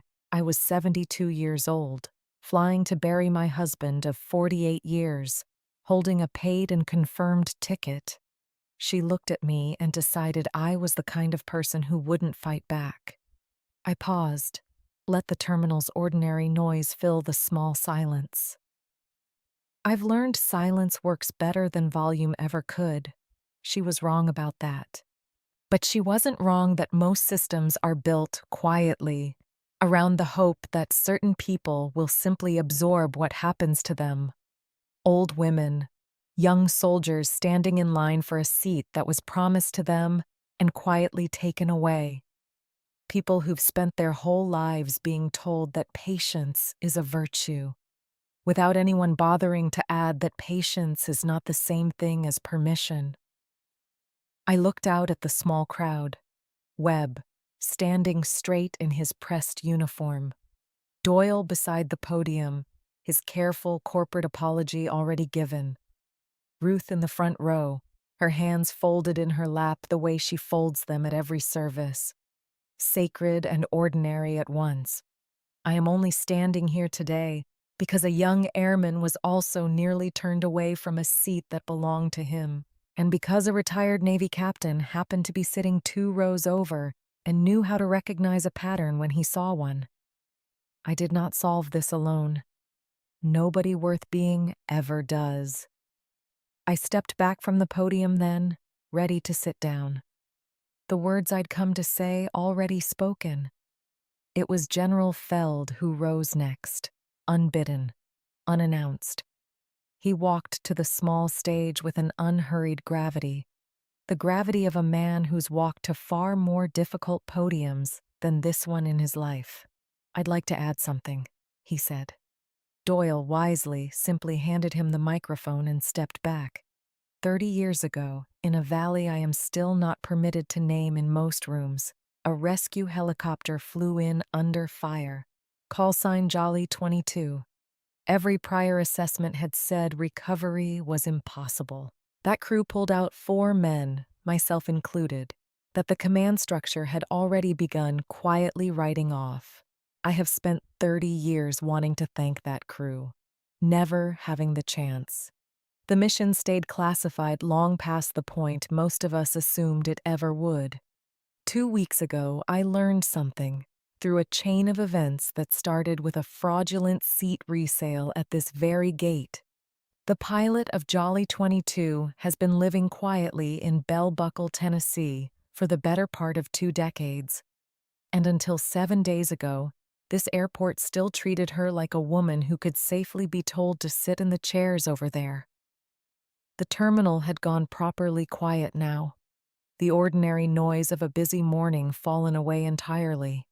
The way a room goes quiet not because someone asked it to, because it has finally understood what it's hearing. Colonel Carol Hartley, General Feld said, flew that mission. I don't know how many of you understand what that means, so let me say it plainly. She and her crew went into a place we had already given up on. In the dark, under fire. They brought 4 of us home who otherwise would not have come home at all. 2 of the men on that aircraft with her that night did not live to see this mission declassified. I am one of the 2 who did. I have carried a debt for 30 years that I did not know how to pay, because I did not know her name until 11 days ago. He turned to face me directly. The room turned with him. Every head, every camera. I would like to pay a small part of that debt now, he said, in the only language that has ever properly meant anything, between people who have done what she and I have done. He stepped down from the small stage, crossed the space between the podium and my seat, came to attention in front of me. The particular stillness of a man who's performed this exact motion 10,000 times and never once done it lightly. He raised his hand in a salute, slow, formal, held. I did not move for a moment. I have received salutes before, plenty of them, across 26 years of service, but I had never once received one like that. Not from a 4-star general, not in a public terminal, not 30 years after the fact. Not as payment for a debt he'd spent 3 decades believing he'd never get the chance to settle. I returned it, properly. The way you return a salute you understand the full weight of. Behind him, I heard a chair scrape, then another. I looked past the general's shoulder and saw Eli Brandt rising to his feet. Beside him, a row of men I hadn't noticed before, seated together near the back. Civilian clothes, but the unmistakable bearing of career aviators. 3 of them, then 5, then all of them, standing, one after another, until every uniformed and former uniformed person in that terminal was on their feet, facing me, silent. The particular silence that means more than any applause ever could.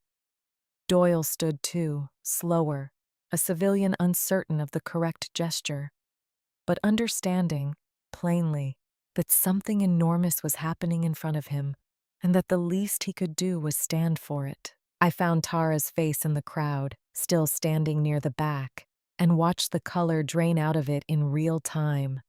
The particular white of a person understanding, all at once, the full size of what she'd almost erased for the sake of a mortgage payment.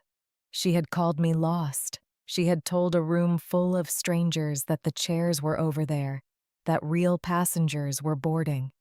Now she stood at the edge of a terminal gone silent for a woman she'd tried to make disappear. I watched her learn, in front of everyone, exactly how wrong that morning's arithmetic had been. Somewhere near the back, I heard a woman's voice, quiet, disbelieving. I turned enough to see her, an older woman in the standing crowd who had come, I'd learn later, simply to watch the apology be given, a stranger with no connection to any of us. She was saying to the person beside her, nobody laughed after that, not one person. Webb stood straightest of all, at full attention. Tears he did not bother hiding ran openly down his face. I understood, watching him, that whatever this moment meant to me, it meant something different and equally large to him. A 19-year-old who'd spent a week learning that the quiet people around him were not, after all, the ones without power. I did not speak again for a long moment. Some silences deserve to be left entirely alone. When I finally did speak, it was quiet, meant mostly for the general still standing in front of me. You didn't owe me a salute, General, I said. You already gave everything you had that night 30 years ago, just by surviving it and going home to live a life that mattered. That, Feld said, lowering his hand at last, is exactly why I owed you one. The crowd took a long while to settle again after that. The ordinary business of a terminal reasserting itself slowly, cameras lowering, chairs scraping back into rows, the low murmur of people who've just witnessed something they'll describe to their families that night, without quite finding the right words for it. Doyle eventually reclaimed the podium to finish the formal portion of the event. The policy changes, the refund timeline, the promise of an independent audit every quarter going forward. I sat back down beside Ruth, Walt's flight log still under my arm, my hand still faintly warm from the salute I'd returned. Ruth gripped my arm the moment I sat, her eyes wet, her voice barely above a whisper. Carol, 30 years, you never said a word. I couldn't, I said. It wasn't mine to tell until today.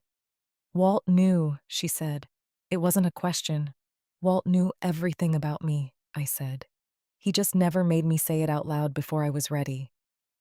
Ruth held my hand through the rest of Doyle's remarks. I let her, grateful in a way I didn't fully have words for yet. The particular gratitude of being allowed to feel something enormous beside someone who's known you long enough. Someone who'll simply sit with it rather than ask you to explain it. General Feld did not return immediately to his seat. He stood beside me a moment longer. Then he did something I hadn't expected. He turned toward the small crowd still gathered near the back. He found, without seeming to search very hard, the woman standing alone at its edge. Ms. Whitlock, he said. I watched Tara's whole body go rigid at the sound of her own name, spoken by a 4-star general in front of a room full of cameras. I understand you're the one who started all this. She did not answer right away. When she did, her voice was smaller than I'd heard it at the gate podium a week earlier, stripped of every ounce of the sharpness that had once flicked a hand in my direction. Yes, sir. I'm not here to add to whatever the courts decide, Feld said. That's not my business. I have no interest in making it my business. But I want you to hear one thing from me directly. It seems you're the reason I finally got to say what I've owed this woman for 30 years. He paused. The particular pause of a man choosing words as carefully as he once chose landing zones. You tried to erase someone you decided was small enough not to matter. I'd ask you to remember something, for whatever time you have left to think about it. The people institutions train us to overlook are very often the ones holding the whole structure up. You didn't find a lost old lady that morning. You found the load-bearing wall. Tara's eyes filled. She did not try to hide it, standing there in front of strangers with her face wet and her hands empty at her sides. I know, she said. I've known since the second Doyle pulled that manifest. She looked at me then, directly, for the first time since the moment at the podium when she'd accused me of reading my own confirmation number wrong. Mrs. Hartley, I am sorry. Not because I got caught. Because of what I almost took from you, on the day you needed it least. I stood slow, the way I stand for most things now. Deliberate rather than quick. I walked the short distance to where she stood at the edge of the crowd. I did not embrace her. That wasn't the shape this moment needed. But I stood close enough to speak quietly, just to her, the way I'd spoken quietly to her at the podium a week before. You were half right that morning too, I said. You said I looked like I wouldn't fight it. I want you to understand something, so whatever comes next for you actually means something, instead of just being punishment you sit through. I was never fighting for myself. I have buried a husband. I have buried friends. I have survived worse mornings than the one you gave me. I fought because a 19-year-old airman was sitting 3 feet away from me. watching an adult get told to sit in the chairs over there, learning in real time exactly how much of his own dignity he should expect from the world. That is the actual cost of what you did, not my seat. His lesson. Tara did not answer. She only nodded, the particular nod of a person absorbing something too large to respond to in the moment it arrives. Whatever grew from that nod, whether it became genuine change or only guilt that faded with distance, was no longer mine to carry. I had said what needed saying. The rest belonged to her.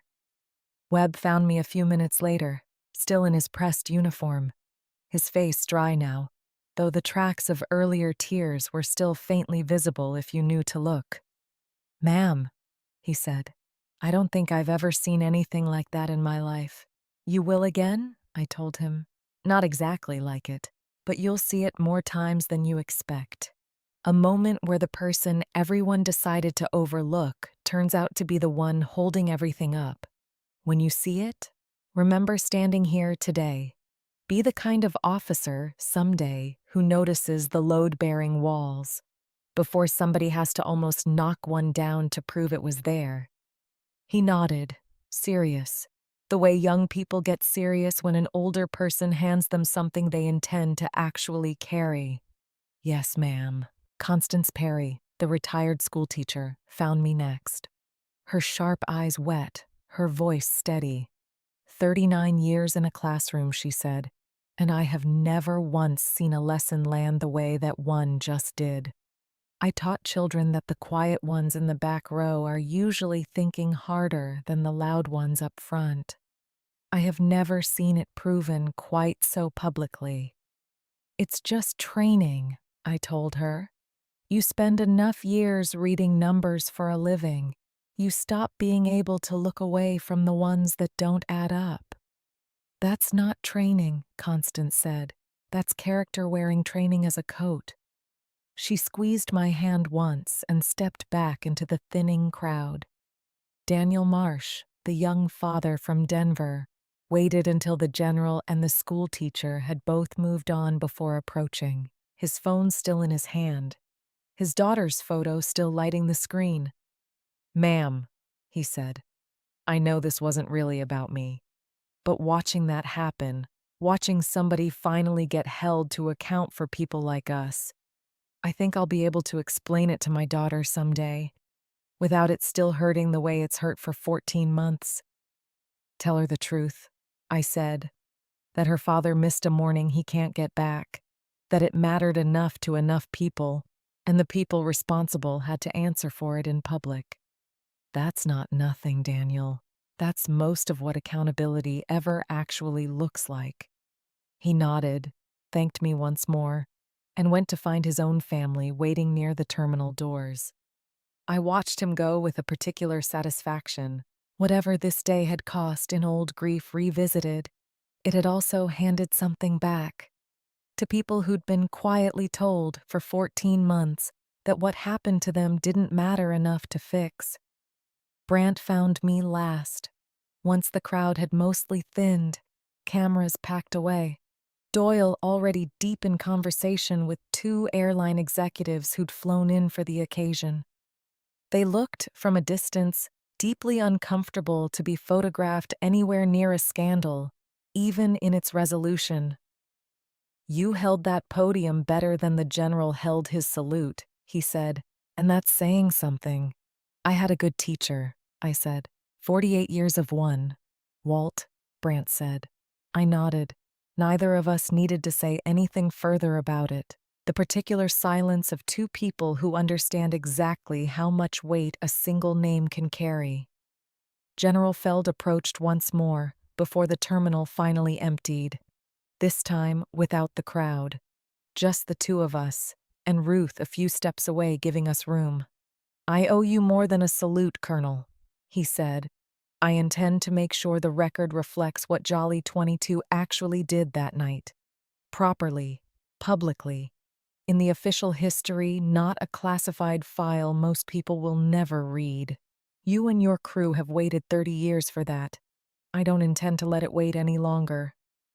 2 of my crew won't be here to see it, I said, quiet. Master Sergeant Owens, Lieutenant Cole, I'd ask that whatever record you build carries their names as loud as mine. Louder, Feld said. I'll see to it personally. I drove home to Bell Buckle that evening, Ruth following in her own car for a few miles before splitting off toward her own house. The two of us waved through our windows. The particular small gesture of family who've just been through something enormous together and don't need more words to close it out. The house was waiting for me the way it always waits now. Quiet, still smelling faintly of the shop out back, still full of light switches that control the wrong rooms. I sat that night on the back porch, Walt's flight log open in my lap, the letter back in its flap, the newspaper clipping tucked in beside it.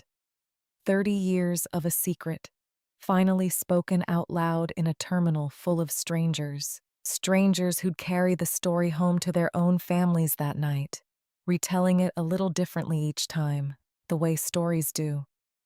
I hoped they'd keep the one part that actually mattered.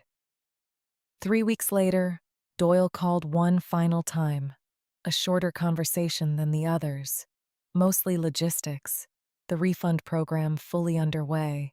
The criminal case against Tara Whitlock was moving toward a plea agreement, restitution included, a suspended sentence in exchange for full cooperation identifying the extent of the scheme.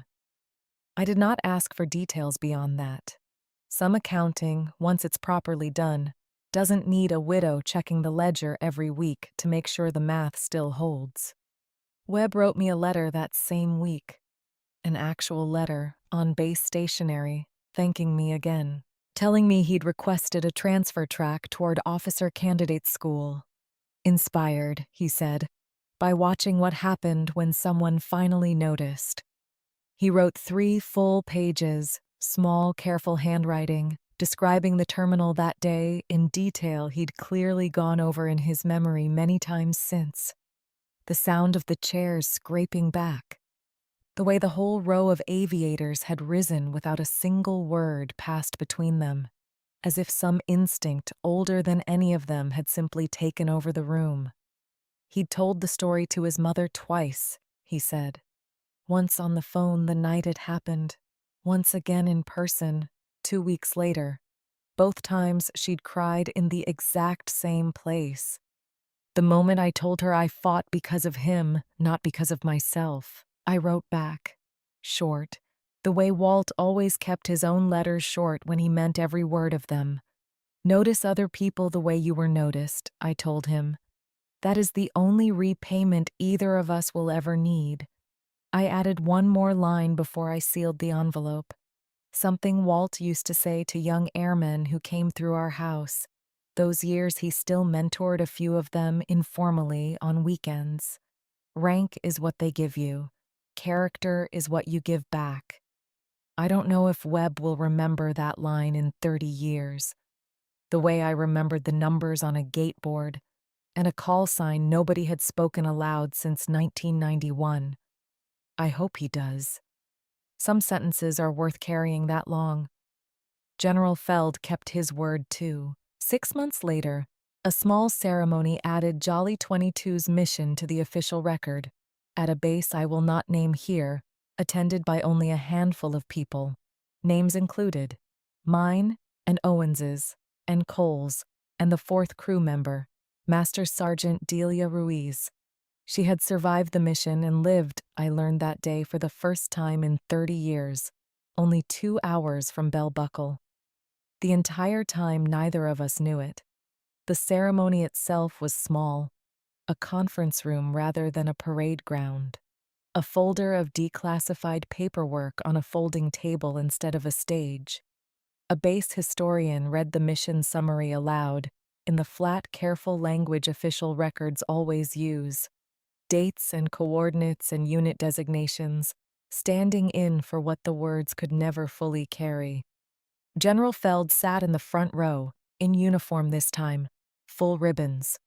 When the historian reached the line crediting Jolly 22 with the extraction, he stood without being asked to. He saluted the empty air where Owens and Cole should have been sitting. Then he saluted Ruiz and me in turn. Nobody in that small room found it strange that a four-star general had now saluted the same crew twice in 6 months. Delia Ruiz was smaller than I remembered. 30 years will do that, to anyone's memory of a person they last saw hauling a wounded man across open ground under fire. She had gone gray the way I had, wore reading glasses on a chain the way I did. When the ceremony ended, she crossed the room and took both my hands the way General Feld had at the airport, except this time, I was the one being thanked. I never got to say it, she told me. 30 years, and I never got the chance to say thank you for the landing you put down that night. I've thought about it more times than I can count. You'd have done the same for me, I said. You did do the same for me, twice, that same week, though I don't imagine either of us kept score. No, she said, we never did. That was always the job. Nobody kept score. We just did the math and got everybody home we could. She smiled, small. The particular smile of two old pilots recognizing something in each other that 30 years of separation hadn't managed to erode. 2 hours from Bell Buckle this whole time. I could have been drinking coffee with you for a decade and never known it. We have had coffee twice since, at a diner halfway between our two towns. Both times we talked less about the mission than about ordinary things. Grandchildren, gardens, the particular stubbornness of certain dogwood trees. The way old friends who share one enormous memory often find it easier to talk about everything except the memory itself. Some debts, once paid, keep paying forward in ways you never expected. Rita Alvarez called after she read about the ceremony in a squadron newsletter. Half scolding, half proud. 30 years I asked you about that valley and you gave me nothing, she said.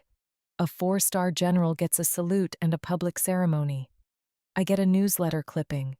You got the truth first, I told her, before any of them. That has to count for something. It does, she said, quieter now. It always did, Carol. I just wanted to hear you finally say it out loud to somebody besides me. You were the only one I trusted with it for 30 years, I said. That was never nothing, Rita. That was everything, for as long as everything had to stay quiet. Doyle called one last time the following spring, nearly a year after the morning it all began, to tell me the case against Tara Whitlock had finally closed. The plea agreement held, restitution ordered in full, $61,000 repaid in installments over the next several years, a suspended sentence contingent on continued cooperation, a permanent bar from any position handling ticketing or reservations at any airline nationwide. She had lost the condominium the fraud had funded within 4 months of her termination. She couldn't carry the mortgage on the wages of the retail job she'd found afterward. Doyle told me she was living now in a small rented apartment. He used the careful, neutral tone he saved for facts he wasn't sure he was allowed to feel anything about, on the same side of Nashville where she'd grown up, working days at a hardware store, making her restitution payments on time every month, without exception. She's not fighting it, Doyle said. Not one payment late in 10 months. I don't know what that's worth to you, if anything. It's worth something, I said. Not because it undoes what she did, because it means the nod she gave me in that terminal wasn't just an act for the cameras. I thought of the load-bearing wall General Feld had named for her, the mortgage that had swallowed a mortgage that never should have been hers to carry that way. She had tried to erase 141 strangers to save herself from a debt she'd never learned how to say out loud. Whatever justice looked like for that, this at least resembled it. Small, monthly, entirely earned. Daniel Marsh sent a photograph that same spring, his daughter's 2nd birthday. A small girl in a paper crown blowing out two candles, her father's hand steadying the plate beneath them. He wrote only a short line beneath it. She doesn't know yet what almost didn't happen. Someday, I'll tell her a stranger at an airport made sure it got made right. I kept the photograph tucked into Walt's flight log, beside the newspaper clipping. Two strangers' worth of gratitude, folded into the same worn green cover. I thought that this, in the end, was the actual shape repair takes. Quieter than a salute, slower than a courtroom, showing up eventually as a birthday candle, steadied by a father who got to be there for it. I still fly occasionally when family calls me somewhere far enough to need it. I still read gate boards the way I read mission boards, top to bottom, numbers first. I have not once since that morning let a number that didn't add up go unquestioned. I don't do it out of anger. I do it because Walt was right, in the letter he left me, about the one thing that mattered most. I was never the quiet one because I had nothing to say. I was the quiet one because I was always counting. Counting, it turns out, is its own kind of courage. If you're patient enough to let the room catch up to what you already know. The flight log sits on my kitchen table now, not in a drawer, not put away. Open most days to whatever page I last needed. Walt's handwriting still steady across most of it, still shaky in the last few entries, still, in every single line, entirely and completely his. Some evenings I take out the clipping and read the line Walt underlined. Then I turn off the shop light and walk into a house that still gets the switches wrong.